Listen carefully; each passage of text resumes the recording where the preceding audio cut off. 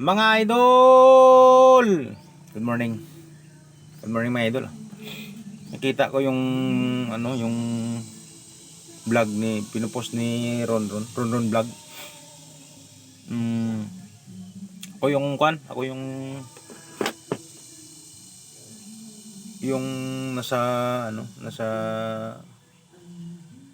ako yung topic ni Ronron doon. Si Richard Kapchong. Kasi yung problema doon, yung caption namin isa lang, paragaak, sa paragaak rin siya. Pero nauna siya diyan sa sa paragaak. Nauna lang ako mag-inom, pero nauna siya mag social media. Ano sabihin ko na kasi maraming nagbabash sa akin, mga followers ni Ronon Vlog. So parang hindi ako sanay. Hindi ako sanay kasi hindi man ako sikat na vlogger. Kaya ako ngayon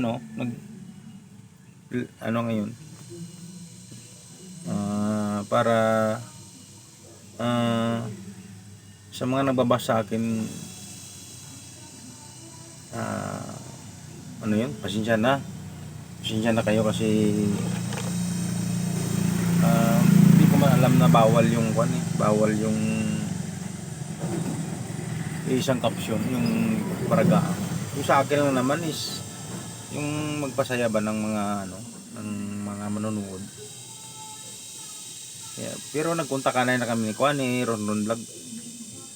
Kaninang umaga ko lang nakita yung post niya, so nagkontak ako kaninang kagabi pa sa kanya. Kasi marami nagbabash, wag niyo man ako i-bash kahit yung pagluto ko na binabash niyo na. Yung pagluto is may comedy. Hindi marunong man talaga magluto. Kasi hindi ka man pwede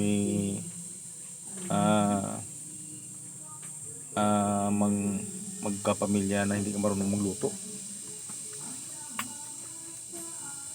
Kaya pasensya na po sa mga loyal followers ni Ronron Vlog.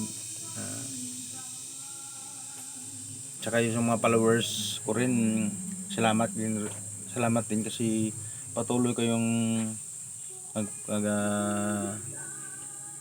nag-support sa mga videos ko. Hingi lang ako ng pasensya kay Ronron Vlog. Tsaka sa mga followers niya, pasensya na po kasi hindi ko kasi alam ng layi ng ng mita eh. So ngayon, napag-isipan ko kasi may gin-recommend si Ronron sa akin na yung caption na palagatik. So isip ko kagabi, sabi ko kuha na lang yung, kasi paragaak siya, paragamak sa akin, paragamak. Pero ganun pa rin, SQ kasi dito sa amin, SQ yung inumin dito eh. Kasi medyo bundok yung area ko dito. Kaya nangingi ako ng pasensya sa mga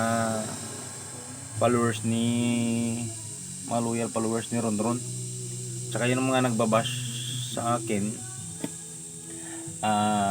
please wag nyo na akong i-bash kasi tao lang naman tayo.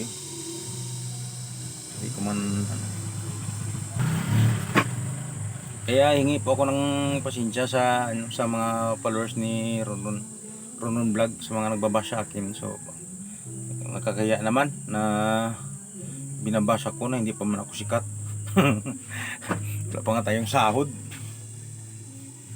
Basta nag-usap pa kami ni Ronron Vlog na mapunta siya dito kasi hindi man ako paalis-alis dito sa bahay kasi may binabantayan ako. Yan lang siguro mga idol. Sa mga followers ni Ronron Vlog dyan, pwede nyo rin akong i-follow. Pasensya na po idol. Mabuti kasi nag-advise ka sa akin na ganun.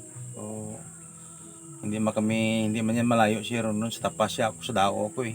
Isang taon lang yung pagitan namin. Kaya pasensya na po mga idol sa mga followers ni Ronron. Sana hindi niyo na ako ibas mga idol.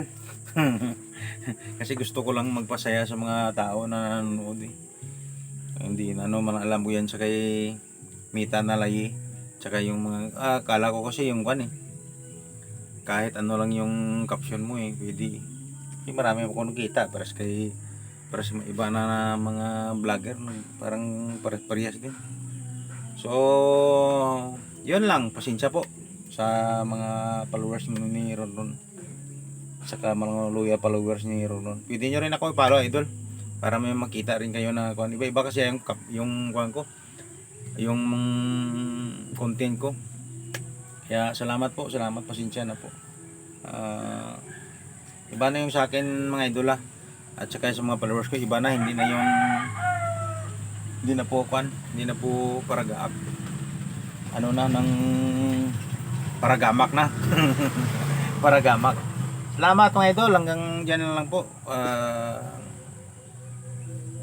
Abangan nyo yung pagkita namin ni Ron.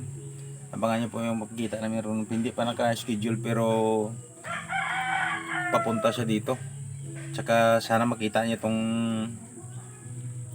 yung ipopost ko ngayon ngayon ba, para